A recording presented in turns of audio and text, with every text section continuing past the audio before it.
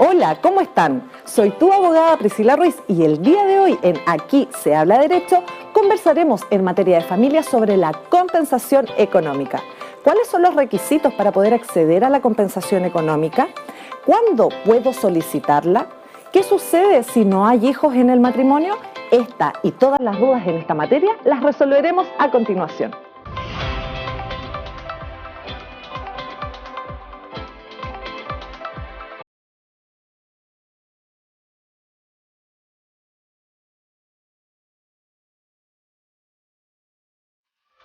La compensación económica, como su nombre lo indica, es una compensación o indemnización, también le llaman algunos, que procede cuando se cumplen los requisitos legales para ello. ¿De qué habla la ley? Para decir si alguien merece o no compensación económica, o si alguien puede pedir o no esta compensación económica. La ley señala que aquel de los cónyuges, ¿cierto?, que se ha dedicado al cuidado de los hijos o del hogar común, no se haya podido desenvolver profesional o laboralmente a causa de esto, podrá solicitar una compensación económica al otro de los cónyuges, que es en el fondo lo que dice la ley. La ley dice que cuando en un matrimonio uno escala, ¿cierto?, a causa de que el otro haya sido el que se dedicó a las labores del hogar o de los hijos comunes, entonces en ese caso va a existir un desequilibrio patrimonial, ¿ya? Y en el fondo la compensación económica lo que busca es precisamente equilibrar la situación patrimonial de las partes.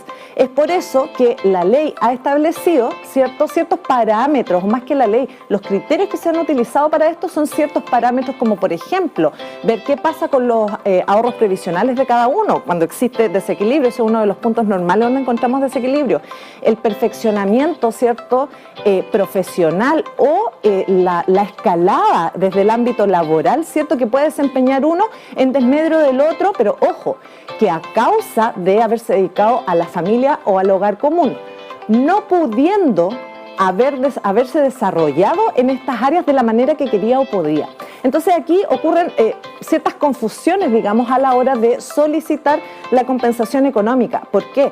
Porque no basta solamente con que una persona, y lo normal de nuestra sociedad que seamos las mujeres, se haya dedicado a los cuidados propios del hogar y de los hijos comunes, incluso habiendo, ¿ya? Sino que es menester, es primordial que esta persona, por ejemplo, esta mujer, haya querido desarrollarse profesional o laboralmente, pero no pudo, ¿ya? Entonces, con esto descartamos aquellos casos de aquella mujer que nunca tuvo intenciones de trabajar o de estudiar, ¿ya?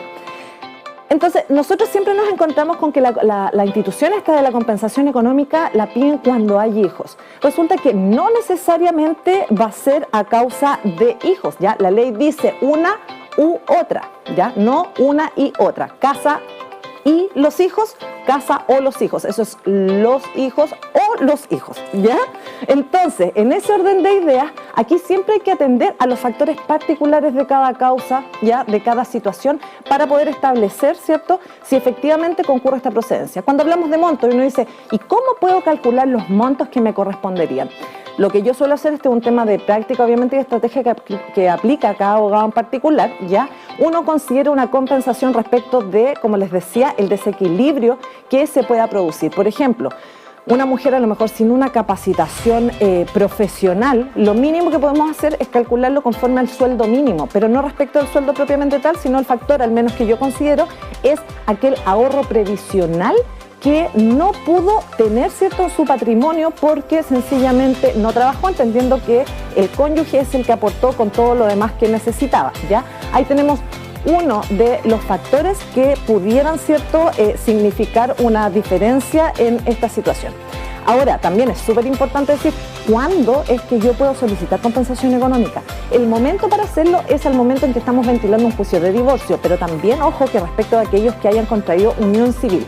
Al momento del término de la unión civil, usted también puede solicitar compensación económica si cumple con estos requisitos legales. Entonces, como conclusión, los requisitos legales, ¿cierto?, son haberse dedicado a las labores propias del hogar y también de los hijos comunes, o también de los hijos comunes, no habiendo podido desarrollarse en la medida que quería o podía, ya que haya habido una intención seria de esto y no haber podido a causa de esta situación. Ese cónyuge es el que va a poder optar a una compensación económica que en todos los casos va a ser un juez en materia de familia el que resuelva respecto del divorcio, el que se va a pronunciar y va a declarar la concurrencia o no de esta compensación económica.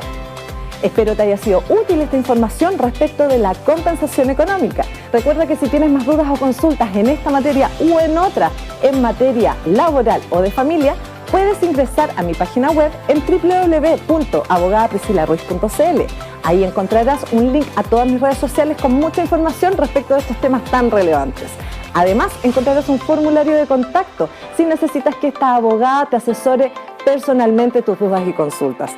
Recuerda, es tu deber informarte y mi obligación es el ayudarte siempre. Nos vemos en una próxima cápsula jurídica en Aquí se habla derecho.